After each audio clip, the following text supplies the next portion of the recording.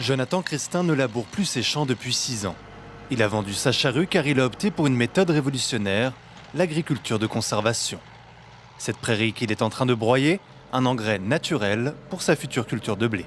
Entre la moisson qui se passe au mois de juillet et le futur semis qui est au mois d'octobre, il y a une interculture qui est mise en place. Donc là, moi j'ai une interculture à 15 espèces qui nourrit mon sol. Il y a des racines qui vont alléger le sol et en même temps quand je le roule au mois d'octobre, il se décompose. On voit que les sols ils sont beaucoup plus vivants.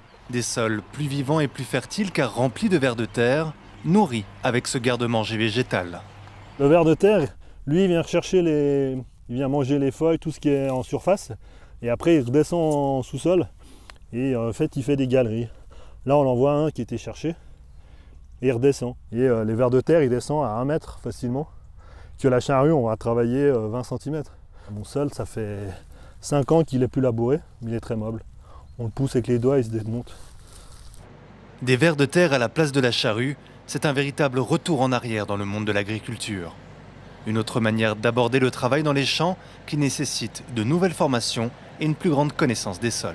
Avant, on regardait plutôt le matériel, qu'est-ce qui est le bon matériel. Maintenant, je sais plutôt quelle est la bonne plante qui va bien aller sur mon domaine. C'est plutôt un choix végétal. Avant, on était plutôt sur un choix acier. À Genève, ils sont aujourd'hui 17 agriculteurs à avoir délaissé la charrue pour cette méthode de préservation qui ne fait pourtant pas l'unanimité dans le canton.